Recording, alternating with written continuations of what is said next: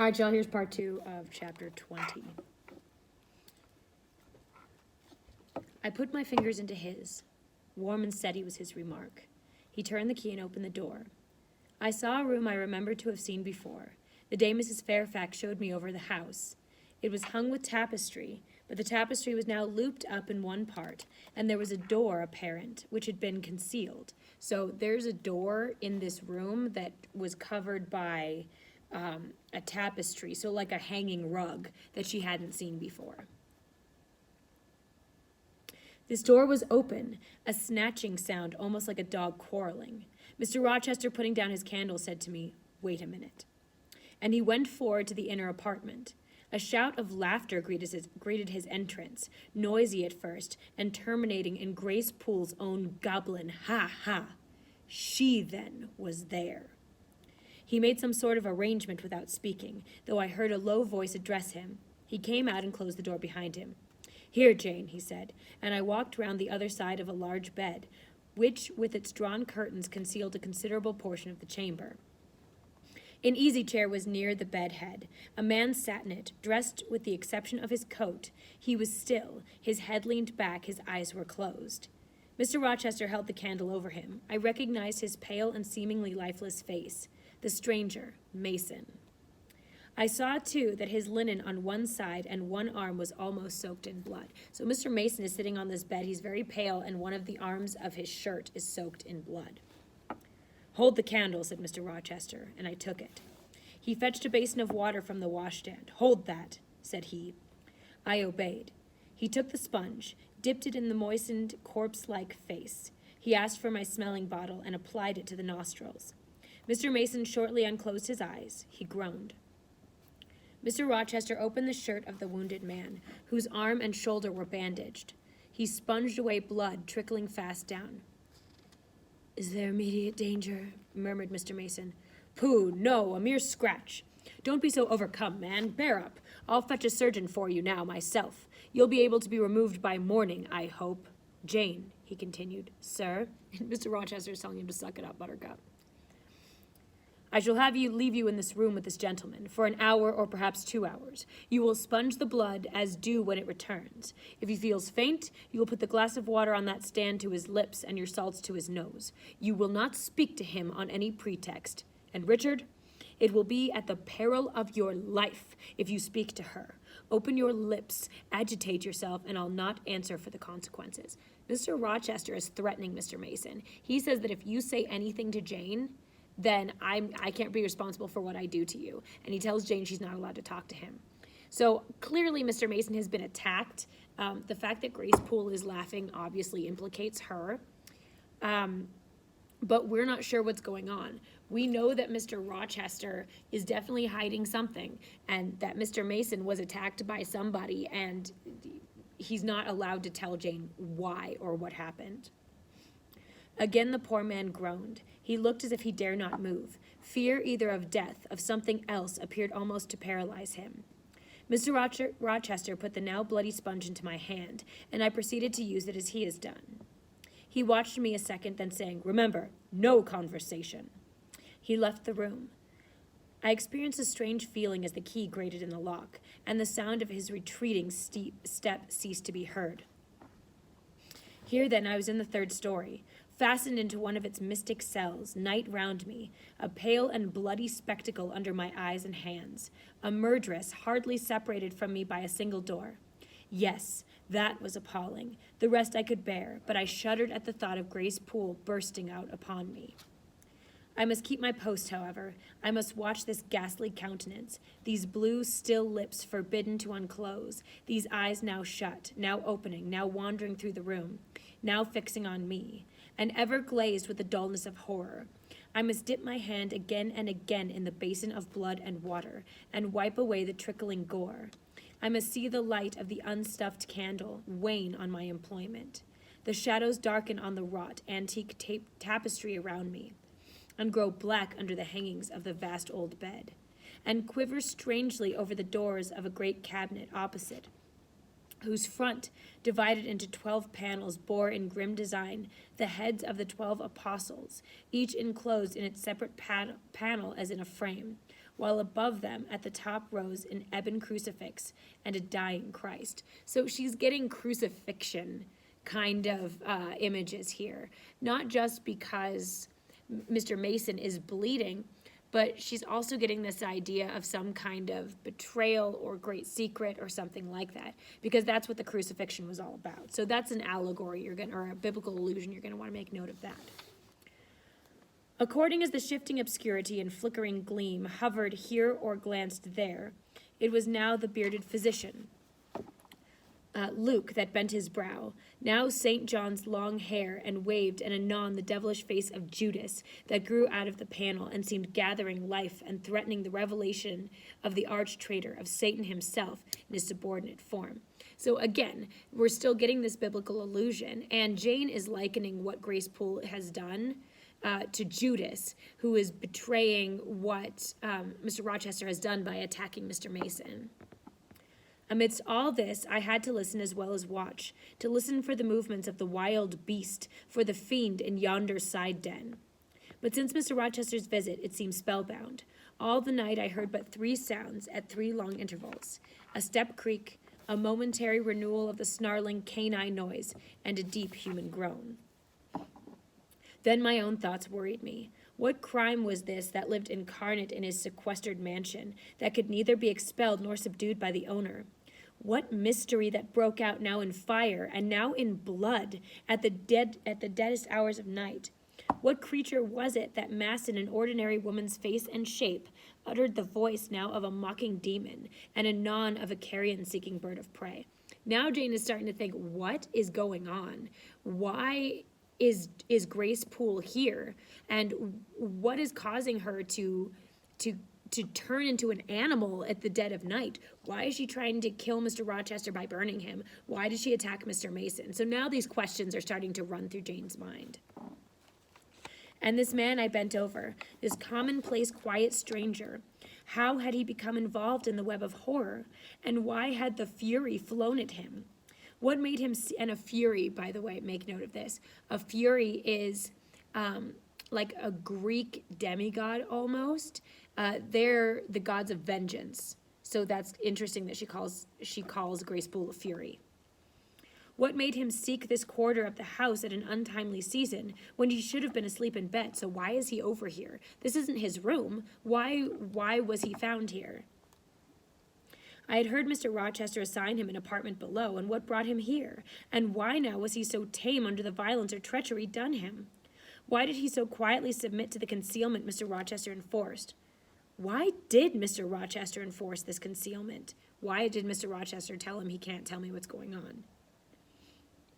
His guest had been outraged. His own life on a former occasion had been hideously plotted against, and both attempts he smothered in secrecy and sank in oblivion. Lastly, I saw Mr. Mason was submissive to Mr. Rochester, that the impetuous will of the latter held complete sway over the inertness of the former. The few words which had passed between them assured me of this. It was evident that in their former intercourse, the passive disposition of the one had been habitually influenced by the active energy of the other. Whence then had arisen Mr. Rochester's dismay when he heard of Mr. Mason's arrival? Why had the mere name of this unresisting individual, whom his word now sufficed to control like a child, fallen on him a few hours since, as a thunderbolt might fall on an oak? So she's saying, why, if Mr. Rochester clearly has complete control over Mr. Mason and can threaten him to do whatever, why then was Mr. Rochester so afraid and so sickly when he heard that Mr. Mason was showing up? Why did Mr. Rochester almost faint at that concept? Oh, I could not forget his look and his paleness when he whispered, "Jane, I've got a blow, Jane." I could not forget how the arm had trembled which he rested on my shoulder, and it was no light matter which could thus bow the resolute spirit and thrill the vigorous frame of Fairfax Rochester. When will he come? When will he come? I cried inwardly, as the night lingered and lingered, as my bleeding patient drooped, moaned, sickened, and neither day nor aid arrived. I had again and again held the water to Mason's white lips, again and again offered him the stimulating salts. My efforts seemed ineffectual. Either bodily or mental suffering or loss of blood, or all three combined, were fast prostrating his strength. He moaned so and looked so weak, wild, and lost. I feared he was dying and might not even speak to him. The candle was wasted at last, went out, and as it expired, I perceived streaks of gray light edging the window curtains. Dawn was then approaching. Presently I heard Pilot bark far below, out of his distant kennel in the courtyard. Hope revived. Nor was it unwarranted. In 5 minutes more, the grating key, the yielding lock, warned me my watch was relieved. I could not have lasted more than 2 hours. Many a week has seemed shorter. Mr. Rochester entered with him, and with him the surgeon he had been to fetch. Now, Carter, be on alert, he said to this last. I give you but half an hour for dressing the wound, fastening the bandages, getting the patient downstairs and all. But is he fit to move, sir? No doubt of it. It is nothing serious. He is nervous. His spirits must be kept up. Come, set to work. Mr. Rochester drew back the thick curtain, drew up the Holland blind, let in all the daylight he could, and I was surprised and cheered to see how far dawn was advanced, what rosy streaks were beginning to brighten the east. Then he approached Mason, whom the surgeon was already handling. Now, my good fellow, how are you? He asked. She's done for me, I fear, was the faint reply. Not a whit. Courage! This day, fortnight, you'll hardly be a pin in the worst of it. You've lost a little blood, that's all. Carter, assure him there's no danger. I can do that conscientiously, said Carter, who had now undone the bandages. Only I wish I could have got here sooner. He would not have bled so much. But how is this? The flesh on the shoulder is torn as well as cut. This wound was not done with a knife. There have been teeth here. Someone bit him and tried to, take a bite out of his flesh. Yikes. She bit me, he murmured. She worried me like a tigress when Rochester got the knife from her. So not only did Grace Poole stab Mr. Mason, but she also tried to bite off part of his flesh. So there was some kind of scuffle ensuing. You should not have yielded. You should have grappled with her at once, said Mr. Rochester. But under such circumstances, what could one do? Returned Mason. Oh, it is frightful, he added, shuddering. And I did not expect it. She looked so quiet at first. I warned you, was his friend's answer. I said, be on your guard when you go near her. Besides, you might have waited till tomorrow and had me with you. It was mere folly to attempt interview tonight, and alone. I thought I could have done some good. You thought? You thought? Yes, it makes me impatient to hear you. But however, you have suffered, and are likely to suffer enough for not taking my advice, so I'll say no more. Carter, hurry, hurry. The sun will soon rise, and I must have him off. So Mr. Rochester's also trying to get rid of him. He's trying to say, okay, fix him, and then we need to get him the heck out of here. Directly, sir. The shoulder's just bandaged. I must look to his other wound in the arm. She has had her teeth here, too, I think. She sucked the blood. She said she'd drain my heart, said Mason. Crazy. I saw Mr. Rochester shudder, and singularly marked expression of disgust, horror, hatred, warped his countenance almost to distortion. But he only said, Come, be silent, Richard, and never again mind her gibberish. Don't repeat it. I wish I could forget it, was the answer. You will, then. You are out of the country. When you get back to Spanish Town, you may think of her as dead and buried. Or rather, you need not think of her at all. Impossible to forget this night. It is not impossible. Have some energy, man. You thought you were dead as a herring 2 hours since, and you are all alive and talking now. There. Carter has done with you, or nearly so. I'll make you a decent in a trice. Jane. He turned to me for the first time since his re-entrance. Take this key. Go down into my bedroom and walk straight forward into my dressing room. Open the top drawer of the wardrobe and take out a clean shirt and a neck handkerchief. Bring them here and be nimble. I went, sought the repository he had mentioned, found the articles named, and returned with them. Now, said he, go to the other side of the bed while I order his toilet. And that's, getting all his stuff together. But don't leave the room. You may be wanted again. I retired as directed. Was anybody stirring below when you went down, Jane? Inquired Mr. Rochester presently.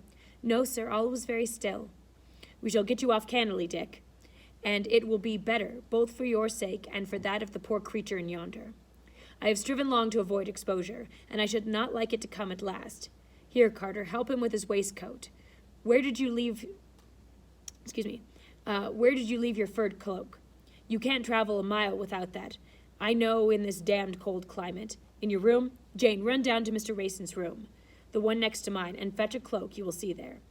Again I ran, and again returned, bearing an immense mantle lined and edged with fur. Now I have another errand for you, said my untiring master. You must away to my room again. What a mercy you are shod with velvet, Jane. A clod-hopping messenger would never do at this juncture. You must open the middle drawer of my toilet table, and take out a little vial and a little glass you will find there. Quick. I flew thither and back, bringing his desired vessels. That's well. Now, doctor, I shall take the liberty of administering a dose myself on my own responsibility. I got this cordial in Rome, of an Italian charlatan, a fellow you would have kicked, Carter. It is not a thing to be used indiscriminately, but it is good upon occasion. As now, for instance, Jane, a little water. He held out the tiny glass, and I half filled it from the water bottle on the washstand. That will do. Now wet the lip of the vial. I did so. He measured 12 drops of crimson liquid and presented it to Mason. Drink, Richard. It will give you the heart you lack for an hour or so. But will it hurt me? Is it inflammatory? Drink, drink, drink. Mr. Mason obeyed, because it was evidently useless to resist. He was, and notice this is a Byronic trait, how Mr. Rochester seemed to have power over everybody. Mr. Rochester let him sit 3 minutes after he had swallowed the liquid, then took his arm. Now I am sure you can get to your feet, he said. Try. The patient rose. Carter, take him under the other shoulder. Be of good cheer, Richard. Step out. That's it. I do feel better, remarked Mr. Mason. I'm sure you do. Now, Jane, trip on before us to the way back stairs. Unbolt the side passage door, and tell the driver of the post-chaise you will see in the yard, or just outside, for I told him not to drive with his rattling wheels over the pavement, to be ready. We are coming. And Jane, if anyone is about, come to the foot of the stairs and hem, to go if someone is coming. It was by this time 5:30, and the sun was on the point of rising, but I found the kitchen still dark and silent. The side passage door was fastened. I opened it with as little noise as possible. All the yard was quiet, but the gate stood wide open, and there was a post-chaise with horses ready harnessed, and driver seated on the box, stationed outside. I approached him and said the gentlemen were coming. He nodded, and then I looked carefully round and listened. The stillness of early morning slumbered everywhere. The curtains were yet drawn over the servants' chamber windows. Little birds were just twittering in the blossom-blanched orchard trees, whose boughs drooped like white garlands over the wall. Enclosing the side of the yard, the carriage horses stamped from time to time in their closed stables. All else was still. The gentleman now appeared.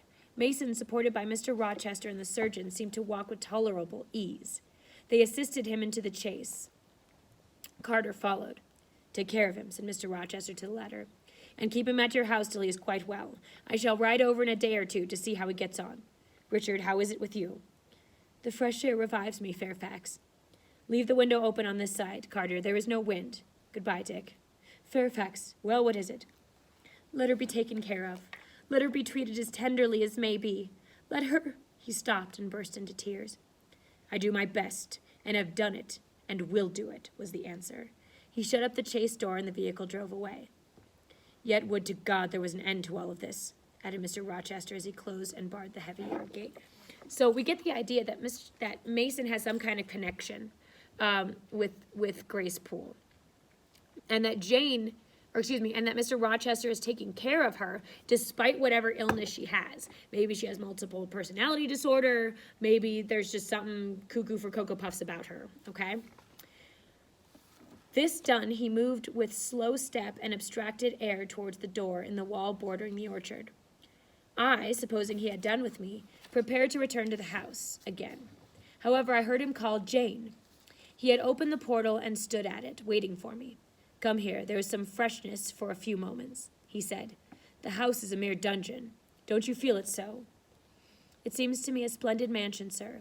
The glamour of inexperience is in your eyes, he answered, and you see it through a charmed medium. You cannot discern that the gliding is slime and the silk drapery is cobwebs, that the marble is sordid slate and the polished woods more refuse, chips, and scaly bark. Now here, he pointed to the leafy enclosure we had entered, all is real, sweet, and pure. So he's juxtaposing the house with the forest. So there in the forest, he's saying this is what is real and beautiful and pure. He's saying that this house, the draperies are cobwebs, and it's basically the illusion of luxury. And we get the idea that there's something about that place that has caused it to become a prison for him, which is probably why he's been gone from it for so long before Jane got there. He strayed down and walked the edge with box and apple trees, pear trees, and cherry trees on one side, and a border on the other, full of all sorts of old-fashioned flowers, stocks, sweet williams, primroses, pansies, mingled with southern wood, sweet briar, and various fragrant herbs. They were fresh now as a succession of April showers and gleams, followed by a lovely spring morning, could make them. The sun was just entering the dappled east, and his light illuminated the wreathed and dewy orchard trees and shone down the quiet walks under them. Notice that this is, the romantic, untamed nature that we know that the Gothic is interested in. And any time that Jane is feeling pretty good, the weather is going to be pretty good, and anytime there's a foreshadow, the weather is going to change. Jane, will you have a flower? He gathered a half-blown rose, the first on the bush, and offered it to me. And a half-blown rose is kind of like this one, like not open completely, and not closed completely, somewhere in the middle. So he's offering her a rose, and it's kind of high school, but we kind of get the idea that he's saying, will you have a rose? And that should make us all be like, oh, he's giving her a rose. Okay. Thank you, sir. Do you like the sunrise, Jane? The sky with its high, light clouds, which are sure to melt away the day waxes warm. Its placid and balmy atmosphere. I do very much. You have passed a straight night, Jane. Yes, sir. And it has made you look pale. Were you afraid when I left you alone with Mason? I was afraid of someone coming out of the inner room. But I had fastened the door. I had the key in my pocket. I should have been a careless shepherd if I had left a lamb, my pet lamb, which he's calling Jane his pet lamb, so near a wolf's den, unguarded. You were safe. Will Grace Poole live here still? Oh, yes. Don't trouble your head about her. Put the thing out of your thoughts. Yet it seems to me your life is hardly secure while she stays. Never fear. I will take care of myself. Is the danger you apprehended last night gone by now, sir? I cannot avouch for that till Mason is out of England, nor even then. To live, for me, Jane, is to stand on a crater crust which may crack and spew fire any day. So he's saying that his life is always lived on the edge, and he's always worried about his life crumbling for some reason. And again, we don't know what that is. It has something to do with Mr. Mason and Grace Poole, and he's not telling us what it is.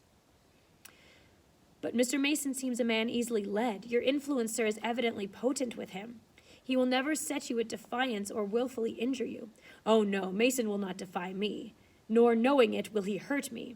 But unintentionally he might in a moment, by one careless word, deprive me, if not of life, yet ever of happiness. So again, whatever secret he is privy to, he has the possibility to kind of destroy whatever Mr. Rochester has with just a word. Tell him to be cautious, sir. Let him know what you fear and show him how to avert the danger. He laughed sardonically, hastily took my hand, and as hastily threw it from him. If I could do that, simpleton, where would the danger be? Annihilated in a moment. Ever since I have known Mason, I have only had to say to him, do that, and the thing has been done. But I cannot give him orders in this case. I cannot say, beware of harming me, Richard, for it is imperative that I should keep him ignorant that harm to me is impossible. You look puzzled, and I will puzzle you further. You are my little friend, are you not? I like to serve you, sir, and to obey you in all that is right. And notice that she said she obeys him in all that is right, which means she is not his friend unconditionally. She still has morals that she is going to stick to. Precisely, I see you do. I see genuine contentment in your gait and mien, your eye and face when you are helping me and pleasing me, working for me and with me, in, as you characteristically say, all that is right. For if I bid you do what you thought wrong, there would be no light-footed running, no neat-handed alacrity, no lively glance and animated complexion.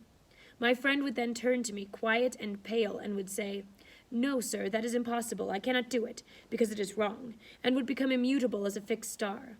Well, you too have power over me, and may injure me. Yet I dare not show you where I am vulnerable, lest, faithful and friendly as you are, you should transfix me at once. It's interesting because Mr. Rochester is informing Jane that she actually does have the power to harm him. And we know how he truly feels because of how he was dressed up as the gypsy and the truths that he told then. But this is kind of news to Jane, and she doesn't really understand what he means because she hasn't allowed herself to believe that he cares for her in a romantic way. So when he says you have the ability to harm me, she kind of doesn't know what he's talking about. If you have no more to fear from Mr. Mason than you have from me, sir, you are very safe. God grant it may be so. Here, Jane, is an arbor. Sit down. The arbor was an arch in the wall, lined with ivy. It contained a rustic seat. Mr. Rochester took it, leaving room, however, for me. But I stood before him. And again, she's still being very formal with him. Sit, he said. The bench is long enough for two. You don't hesitate to take a place at my side, do you? That's a double entendre. He's saying you're not afraid to take a place at my side on the bench, and you're not afraid to take a place at my side as my wife. There's a double meaning. Ha ha ha, Much Ado About Nothing reference. There's a double meaning in that. Is that wrong, Jane? I answered him by assuming it, so she sat. To refuse, I would have felt been very unwise. Now, my little friend, while the sun drinks the dew, while all the flowers in this old garden awake and expand, all the birds fetch their young ones' breakfast out of the thorn field, and the early bees do their first spell of work, I'll put a case to you, which you must endeavor to suppose your own. But first look at me, and tell me you are at ease, and not fearing that I err in detaining you, or that you err in staying. No, sir, I am content. Well then, Jane, call to aid your fancy. Suppose you were no longer a girl well reared and disciplined, but a wild boy indulged from childhood upwards. Imagine yourself in a remote and foreign land. Conceive that you there commit a capital error, no matter of what nature, from what motives, but one whose consequences must follow you through life and taint all your existence. He's saying, imagine that you were a boy who was spoiled and everything like that, and that you committed some kind of offense, not a crime, but an error. You mistook something. So he's kind of trying to tell her what's going on a little bit, but he's doing it in a very veiled way.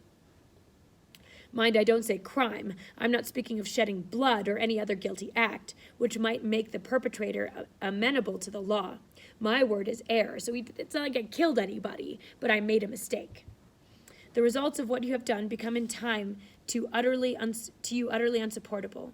You take measures to obtain relief, unusual measures, but neither unlawful nor culpable. Still you are miserable, for hope has quitted you on the very confines of life. Your sun at noon darkens in an eclipse which you feel will not leave it till the time of setting. Bitter and base associations have become the food of your memory. You wander here and there seeking rest in exile, happiness in pleasure, in heartless, sensual pleasure, such as dulls intellect and blights feeling. So he's saying that at some point he's living with this mistake, and there's nothing he can do to make it go away. He's had idle pleasures, and we know he's been with other women like Celine Varens, and it doesn't help. Nothing helps him get over whatever mistake is continuing to haunt him. Heart weary and soul withered, you come home after years of voluntary banishment. You make a new acquaintance. How you were, no matter, you find in the stranger much of the good and bright qualities which you have sought for 20 years, and never before encountered, and they are all fresh, healthy, without soil, without taint. And he's talking about Jane. He's basically telling her he's traveled this whole time to come home and find somebody who is innocent and wonderful and, without taint, basically.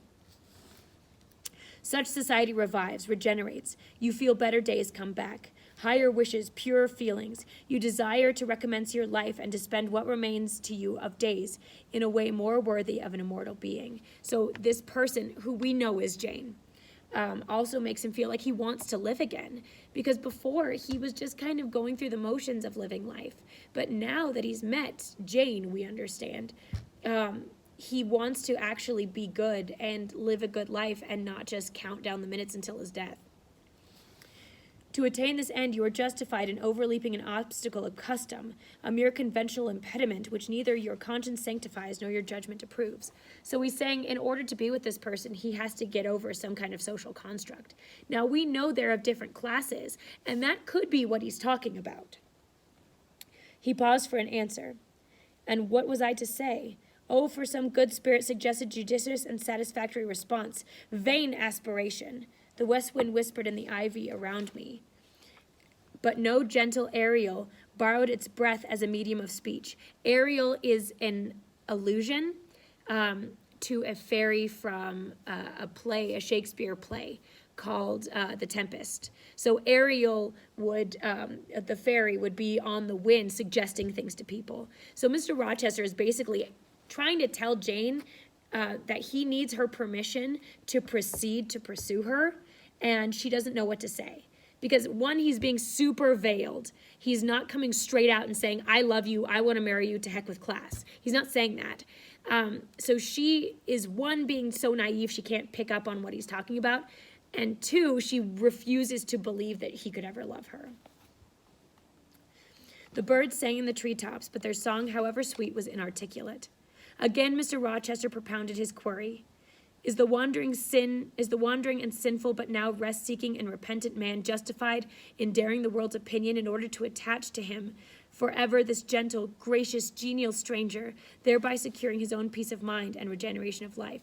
Am I right to basically be with you?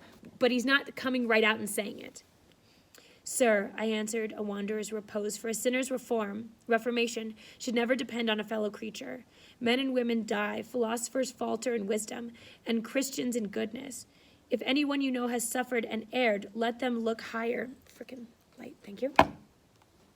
Than his equals for strength and amend and solace and heal. So she's saying only you can forgive yourself. You can't rely on someone else to bring you forgiveness and repentance. But the instrument, God, who does the work, ordains the instrument. I have myself, I tell it you without parable, been a worldly, dissipated, restless man, and I believe I have found the instrument for my cure in, and again, we get the idea he's about to say in her, but he doesn't, he pauses. He paused. The birds went on caroling, the leaves lightly rustling. I almost wondered they did not check their songs and whispers to catch the suspended revelation. But they would have had to wait many minutes. So long was the silence protracted. At last I looked up at the tardy speaker. He was looking eagerly at me. And Mr. Rochester doesn't come out and say that he loves Jane and that she's the one who he wants to be with, because he kind of wants her to feel the same way he does. He wants her to fight for him. And he's not going to put himself out there like he did with Celine Varennes if she is unwilling, if Jane is unwilling to do that also. So he's not necessarily being a coward here. He just wants recognition of how she feels, and she won't admit it. Little friend, said he in quite a changed tone, while his face changed too, because he is expecting her to say, I love you or something, and she won't do it. Losing all its softness and gravity and becoming harsh and sarcastic. You have noticed my tender penchant for Miss Ingram, don't you? Don't you think if I married her, she would regenerate me with a vengeance? So he's trying to make Jane jealous. He's saying, don't you think that we would make a hot and heavy pair, right? He's trying to incite something out of Jane, and he's not getting anything from her. He got up instantly, went quite to the under end of the walk, and when he came back, he was humming a tune. Jane, Jane, said he, stopping before me. You are quite pale in your vigils. Don't you curse me for disturbing your rest. Curse you? No, sir. Shake hands in confirmation of the word. What cold fingers. They were warmer last night when I touched them at the door of the mysterious chamber. Jane, when will you watch with me again? Whenever I can be useful, sir. For instance, the night before I am married. I am sure I shall not be able to sleep. You will promise to sit up with me to bear company. To you, I can talk of my lovely one, for now you have seen her and known her. And he's just trying to get a rise out of Jane. Yes, sir. She's a rare one, is she not, Jane? Yes, sir. A strapper. A real strapper, Jane. And like she's got a good form to her.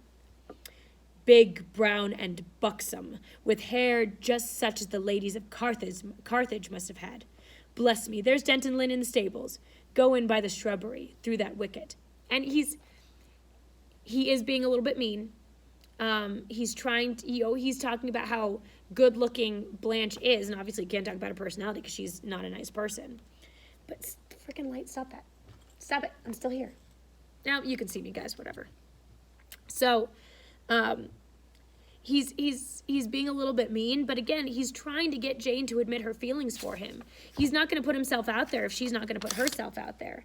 And of course, this could go back and forth forever and ever, but he wants her to show, like, it's a show that she cares about him. And if he's going to put himself out on a limb, she needs to also. If he's going to sacrifice society for her, she needs to sacrifice society for him and break convention and just admit that she loves him. But she won't do it, and that's kind of ticking him off.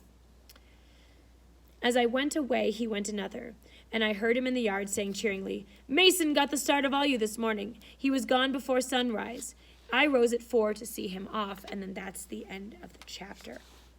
So some things you want to think about is, should Jane, why isn't Jane just coming out and saying it? Why is Mr. Rochester being more direct? Is one at fault more than the other? And is Mr. Rochester right in wanting Jane to have some kind of show of emotion for him? Is he right in pushing her to do that? Should he just come out and say that he loves her? Or is this charade needed for her to realize how she truly feels about him? Okay, so think about those things, and I will be posting the video for the next chapter very shortly. Don't forget, you need to do your homework questions as well, and please don't forget Trialectical Journal. I will be checking that. All right, have a good one, guys.